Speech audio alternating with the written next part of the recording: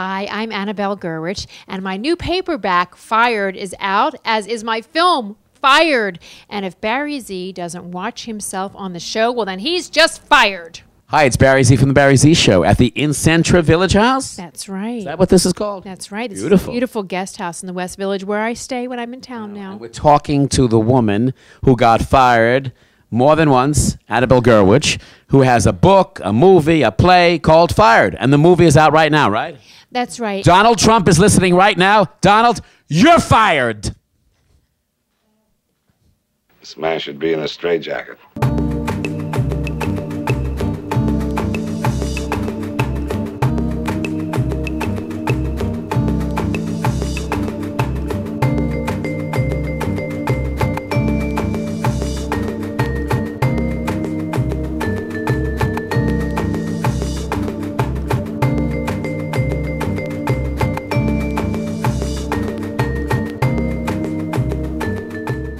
Hi, it's barryz from the barryz Show at the Incentra Village House, talking to writer, producer, and star and fight apprentice Annabelle Gurwitch, right?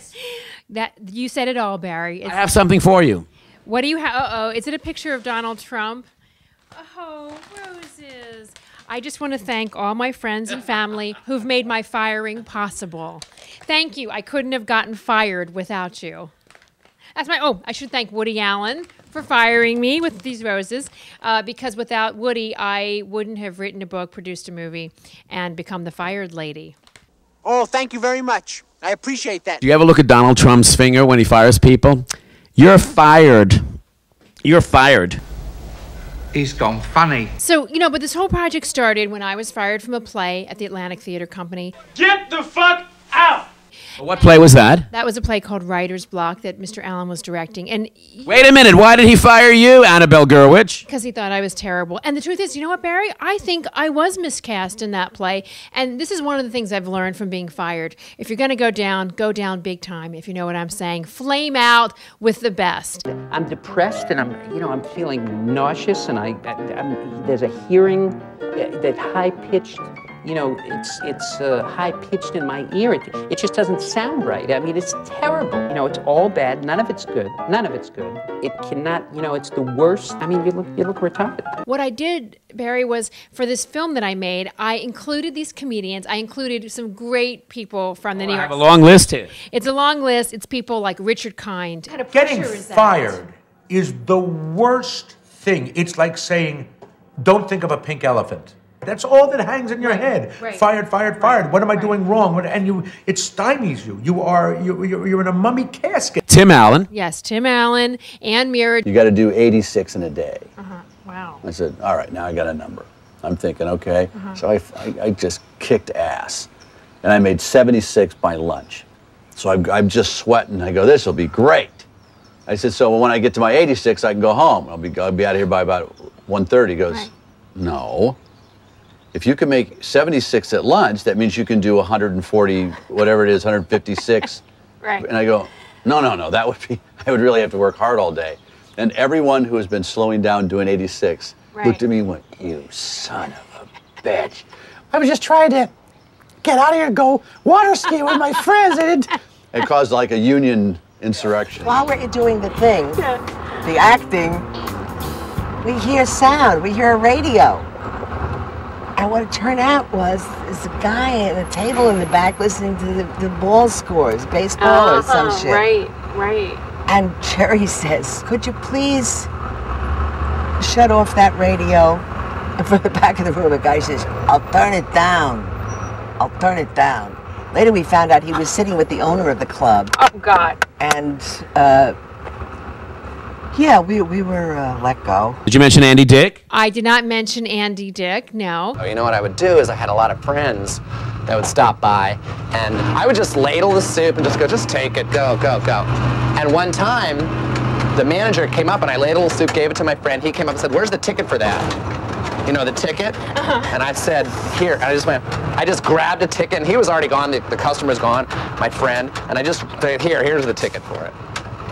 And he went, come with me. Okay. He takes me to the back room. He said, you're fired. Get out. I don't ever want to see you here again.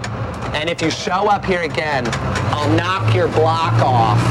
Illeana Douglas. Fired as a coat check girl after 4 hours. Yes. I was once fired as a coat check girl after only 4 hours. You may ask yourself, as I have many times, how is it possible to be fired from hanging coats? After all, I have arms. I know what coats are. I didn't come home and throw my coat on the floor. I hung it in a closet.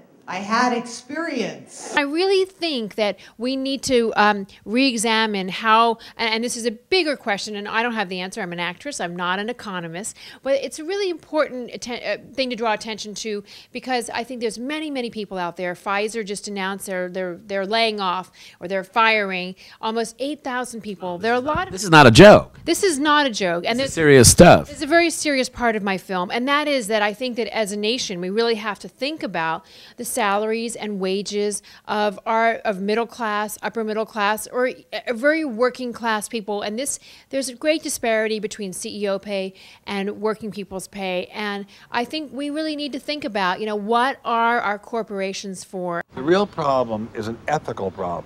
It comes about when the workers are laid off, their pensions are terminated, their health insurance is terminated, and then the management reorganizes the company in bankruptcy and walks away with hundreds of millions of dollars, while the ordinary rank and file has been laid off, fired, their hopes and ambitions and aspirations destroyed. And that is happening all over America, and it's sickening. Most of the benefits of economic growth are going to people at the top. The top 1% has never done as well ever in the history of humankind. But if you look at the person right in the middle, the median income worker adjusted for inflation is no better off than he or she was 5, 10, 15 years ago. And there are a lot of people who are worse off. There's something extremely unappealing about saying we're trying to stay competitive, therefore you're fired, but I get $100 million. It is disgusting. It makes me want to vomit that we have people in Iraq and Afghanistan laying down their lives for a just, lawful, compassionate America, and here at home the looters are running wild. That just makes me sick, and I think there should be a stop to it. It disappoints me very much that Mr. Bush, whom I like very much, is not taking major steps to reform the bankruptcy process so that people cannot put a company into bankruptcy, destroy the lives of the employees, and then walk off with hundreds of millions of dollars in stock. That is a very, very bad situation. Why say, Barry, my paperback is out. And so oh, hello. Can I have a copy? Absolutely. Oh my gosh, you know what? I'm going to send you a copy. This one has my notes in it of my favorite stories, which are all of them. But the stories that are in the film, of course, I could have, editing this film was crazy. So this is the companion novel. This is a companion that has all the longer stories, and also stories by people that I didn't have time to get on film, like Bill Maher, Bob Saget. I have to tell you and my audience a great Quentin Crisp story. I said to him, Quentin, how you doing these days? And he was about, I think, almost 90. And he said, I'm tired. I'm tired. I'm not feeling too well. I can't move my fingers. I want to die. That's what he said, I want to die.